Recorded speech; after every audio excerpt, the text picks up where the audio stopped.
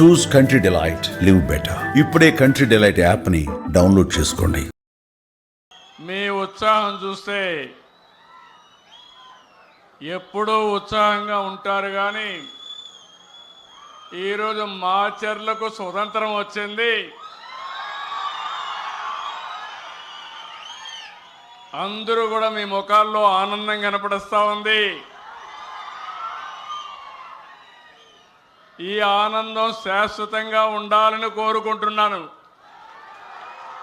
నిలబెట్టే బాధ్యత మాచర్ల ప్రజానీకం, అవునా కాదా అని మిమ్మల్ని అడుగుతున్నా.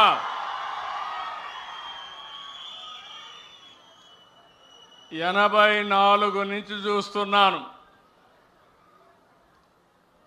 ఆ రోజు ఎక్కడో రాజీవ్ గాంధీని హత్య చేస్తే మాచర్లలో ఉండే రౌడీలు, ముఠా నాయకులు ఇక్కడ ప్రజల ఆస్తుల్ని విధ్వంసం చేశారు, అవునా కాదా అని మిమ్మల్ని అడుగుతున్నా. ఈ మాచర్లలో ఇటీవల కాలంలో ప్రజాస్వామ్యం లేదు, ఎన్నికలు లేవు. వీళ్ళు ఎట్ట తయారంటే, చరిత్రలో కొంతమంది డిక్టేటర్లు ఉంటారు, వారికి ఏ గతి అయిందో ఇక్కడ కూడా మీ ప్రవర్తన మార్చుకోకపోతే మిమ్మల్ని ప్రజాస్వామ్యం క్షమించదని మరొక్కసారి హెచ్చరిస్తున్నా. ఇన్ని సంవత్సరాల అనుభవం ఉండే నేను ఆత్మకూరులో బాధితులు తీసుకురావాలంటే ఇక్కడికి తీసుకురాలేక విజయవాడలో క్యాంపు పెట్టి, గుంటూరులో క్యాంపు పెట్టి, నేను రావాలంటే మా ఇంటికి ఆ రోజు తాళ్లు కట్టి రానియకుండా చేశారు. ఆ రోజే చెప్పా, నా ఇంటికి తాళ్లు కట్టారు కానీ మీ మెడకు ఉరి తాళ్లు వేసుకున్నారు, జాగ్రత్తగా ఉండమని అప్పుడే చెప్పాను. అదే జరిగింది.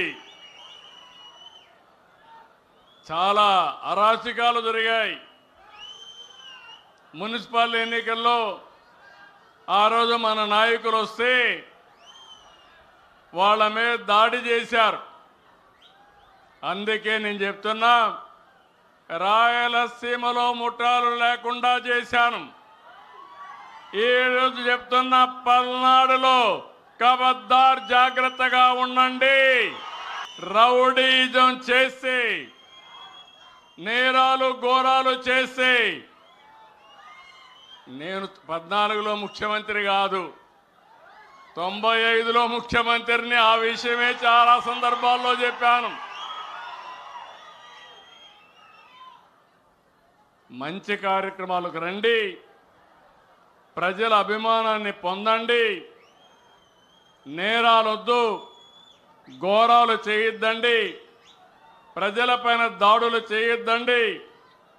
అవసరమైతే ప్రజల ఆస్తులకు రక్షణగా నిలబడదాం తప్ప ఒక విద్రోహ శక్తులుగా తయారు కావద్దని కోరుతున్నా.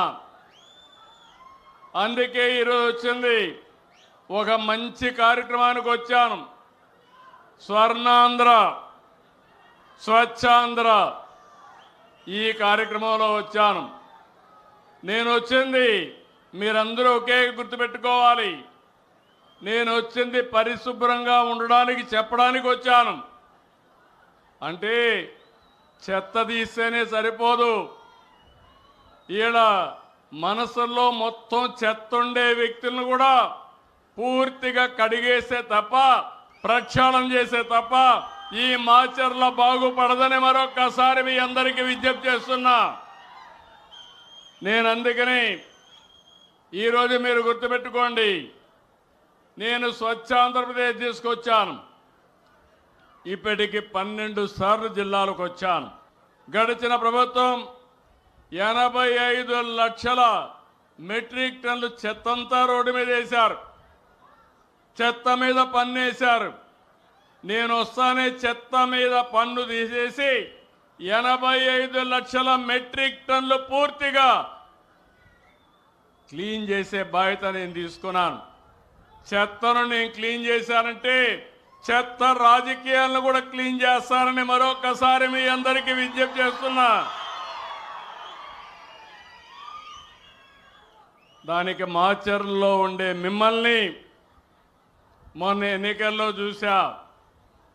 ప్రజాగ్రహం అంటే ఎటుంటుందో మొన్న ఎన్నికల్లో మాచర్లలో 33,000 మెజారిటీతో గెలిపించారంటే అది మీ స్ఫూర్తి. అందుకే నేను ఈరోజు ఇంకా నాకు ఈ మాచర్లు అనగానే గుర్తొస్తాయి. చంద్రయ్య ఆ రోజు చంద్రయ్యను చూస్తే రోడ్డు మీద పండబెట్టి కత్తి తీసుకొని నువ్వు ఆనాటి నాయకుడికి జేబి కొడితే నిన్నేమి చేయమంటే నా ప్రాణం పోయినా పర్వాలేదని జై తెలుగుదేశం జై చంద్రబాబు అని ప్రాణాలు వదిలాడు. ఒక వెనుకబడిన వర్గాల బిడ్డ. అదే సమయంలో జాలయ్య ఇక్కడ రక్షణ లేకుండా ఎక్కడికో పోయి తలదాచుకుంటే అతి కిరాతకంగా అతన్ని చంపేసే పరిస్థితికి వచ్చారు. అదే మాదిరిగా ఇప్పుడు మన మధ్య లేడు నంబూరి శేషగిరిరావు కూడా వీరోచితంగా పోరాడారు. అలాంటి ప్రజాస్వామ్య వీరులకి మరొకసారి మనస్ఫూర్తిగా